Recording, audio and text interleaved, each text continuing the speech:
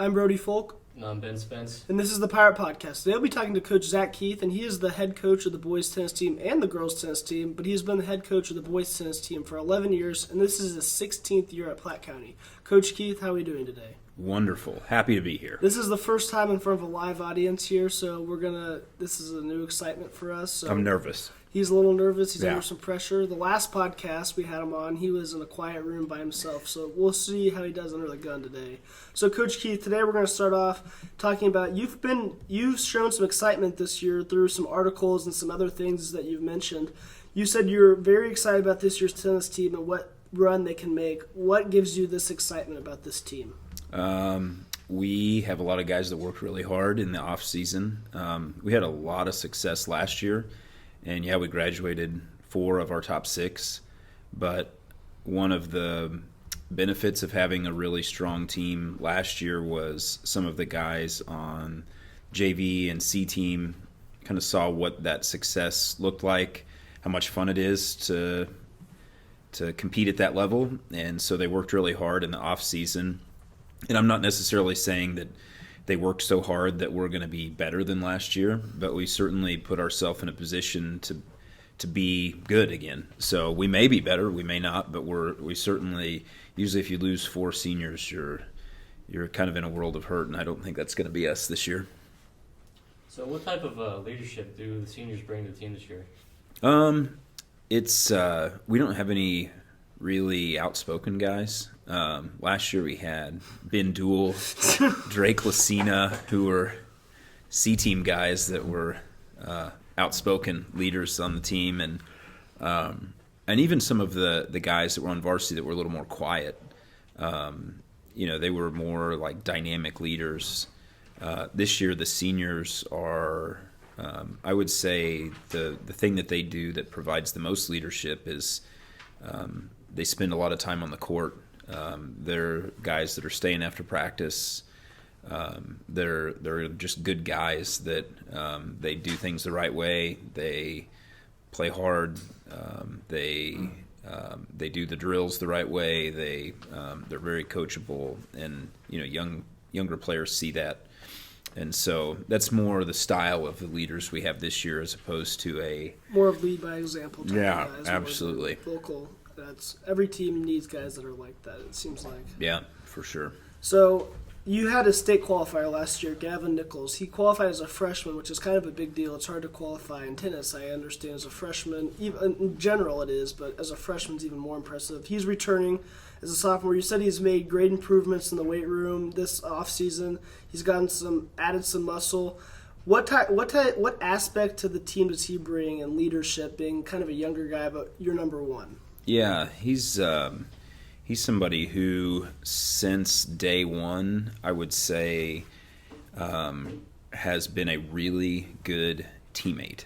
So when you talk about leadership, he's the guy who, just as an example, we played Willard on Tuesday. Well, Willard or Springfield, so they long drive up to you guys. Yeah. So they have a fantastic number 1 player. And he beat Gavin badly, singles and doubles. And so, a lot of guys would kind of hang their head after something like that. But, he gets his drink of water, and then he's out supporting his teammates, trying to encourage them. A C-team guy comes off the court after a win or loss, and he's wanting to know how they did and checking in on them. And so I would say that, obviously Gavin's a good tennis player. That goes without saying. But one of his greatest assets to the team is not just is he a good tennis player, but he's a good teammate. So how do you think the team chemistry will impact this season in particular?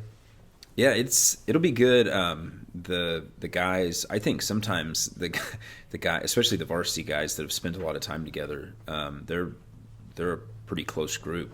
We've got a freshman that's playing number 5, named Jack Brawley, and obviously he didn't know the guys before the season, but or know them very well, but he fits in well, and but it's just these guys have been playing together for a long time, and they've played a lot of tennis together this summer and also even through the winter. So team chemistry is good. And in fact, yeah, no, it's good. It's good. So, what improvements have Jack Forrest and Nathan Vanek made this year that are ready to get them ready for varsity this season? Oh, they played a ton of tennis, and Jack specifically played a lot this winter. He quit. He was a good basketball player and quit basketball to focus on tennis. I don't know if I've ever had a player improve so much through the winter because you don't usually you try to get the guys to maybe play indoors every now and then, but playing indoors, one, it's not cheap, it's not easily accessible. I mean, you're driving 25 minutes one way to play anywhere indoors. And so you see guys that maintain, but you don't see drastic improvements. I mean, it takes a concerted effort to improve. Like Molly McBratney did. Yeah, the girls yeah. tennis player that Yeah, for from, sure. number 30 something to number 2 or whatever she did. Exactly. Yeah, I mean, it really, the winter it's not easy, and he improved a ton over the winter and played a lot. So, and Nathan as well. Of course, Nathan's brother Austin's on the team, so they play a lot. But yeah, I mean, time on the court, that's what it's all about. So, what part of coaching tennis do you enjoy the most? My favorite part is when it's 75 degrees and we have a tournament. So on, yesterday, when it was 40 tournament and on a Friday, and have a launch. No, the players are really fun, because it is a more laid back sport. I mean, while the kids are playing, I don't have to call plays, or I don't have to substitute or things like that. I can sit and watch, and if, let's say, Gavin's playing, I can sit and watch his match, sometimes with the other guys on the team, with parents, with my assistant coaches. I mean, it's a social sport comparatively, and it's just really, I really like that aspect of it. So we don't really talk about assistant coaches very much, and I haven't in these podcasts, but what do your assistant coaches bring to the tennis team? What are their kind of roles and responsibilities, and how do you kind of divvy up tasks to do? Yeah, so... And who are your assistants? Yeah, so assistant coaches are Scott Blakely, or Scotty B, and Taylor Stodden, formerly Taylor Lowers. And these guys were both former Pirate tennis players who have a ton of experience on the court and then also off the court as coaches. Tennis is one of the sports where a lot of coaches kind of scramble to find even lesser qualified assistants, but either of them would be. In fact, Scotty was the head coach at St. Joe Central before coming to Platte County, and Taylor would be very capable. I mean, they're both extremely knowledgeable, not just about tennis. They're not just there for the money or just there. Yeah, it's not like some random I don't know, elementary PE teacher that has to have it in there because. Yeah, exactly. They're very qualified and really good at what they do. That's why I don't necessarily have I'm the varsity coach and this person's the JV and this is the C team. I'm the head coach and they're assistant coaches, but our roles get intertwined a lot. So, well, you obviously know we do this. The Final Four, we're going to ask you for. We had talked too much about basketball the last time. Oh, no. I think half the podcast it's not possible. Was us talking about. So we'll start off with one basketball one, and then no more basketball questions. Who's going to win March Madness this weekend? Oh, good Or question. Monday, I should say. Good question. I picked the Duke Blue Devils in my bracket because I think that... before we get too far into this, Mr. Keith's youngest son picked St. Peter's to this Final Four. That he so did. Mr. Keith's a little underqualified probably to talk about this. Yeah. His son we should mainly have on. Yeah, he's more qualified. So Duke, I think that like most things, I'm a big conspiracy theory guy. And it's Coach K's last year. I feel like if the game's even remotely close, you're going to see a lot of fouls called on whoever they're playing. You're going to see a lot of weird things, important players picking up their second or third foul with 16 minutes left in the first half. Yeah, call or something it's all gonna. That's what's going to happen. So I don't know how. Yeah, it's going to be Duke. All right. So do you have a favorite memory of coaching tennis, boys or girls? I have a lot. I guess since it's boys, the boys' season last year, one of my favorite memories was whenever we got to go down to the state tournament, and a lot of the guy, like Gavin was playing, but like basically the whole team was able to come down to watch, and we got to go to Lambert's, we got to just do a bunch of fun stuff, go to Bass Pro Shops, and do things as a team. And we weren't necessarily expecting him to make it to the second day, so we had like 2 days of a lot of fun and a lot of tennis. And anyway, that was just overall a really good memory. Plus, he played great, and so yeah, overall, like the whole experience, that's probably one of my favorite boys' tennis season memories.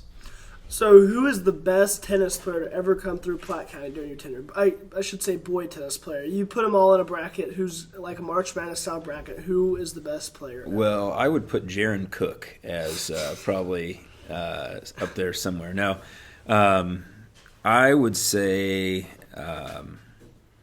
it would be really tough. The very obvious answer would be Gavin. I mean, he's had the most success, like not just at this level, but at the state level. But it's hard to compare from different eras. I would, if I had to bet my life on any one person winning one match at number one, I would certainly put him up there. If you actually, this isn't 5-4, but you and your Mr. Keith's prime at Northwest versus Gavin, who's winning that tennis match? Do I play right-handed, left-handed? Like what? How Whatever does, you need how to does do that, to win. that happen? I would still have the edge, but I will say this about not just Gavin, but some of the other guys on the team as well. I am more motivated than ever to continue to play some tennis because the gap is narrowing. So you're still better. So it is. It's getting. Yeah, I'm getting old and slow and overweight, and it's getting ugly out there. So. Got to do some shady stuff. Yeah. Can I say something else? Shout out to my assistant coach, Taylor Stodden, who's 31 weeks pregnant. Her and I beat Gavin and Jack in a doubles match the other day. So I want that on the record. This is March 2022. So March 31st, 2022. 39-year-old Let the me. record show that Mr. Keith, before he hits 40, has still got it. Yeah. No, I don't. But it was enough to win. So, what's your favorite tennis trip that you've been on? Oh, favorite like in high school or college, anything, any trip. The Wimbledon, I know you've been. Oh, I've been to the U.S. Open a US couple Open, times. right? Yeah, I mean, U.S. Open it's impossible to beat. New York, I mean, it's awesome. Like if even like just a non-tennis fan would love going to New York to watch the U.S. Open. It's really cool. Well, thank you for your time with us. This was a good podcast, and it's good. You're the first spring sport to go, so thank you very much. All right. Thank you to the audience of my 5th hour class too. They were great. All right, thank you very much. Yeah.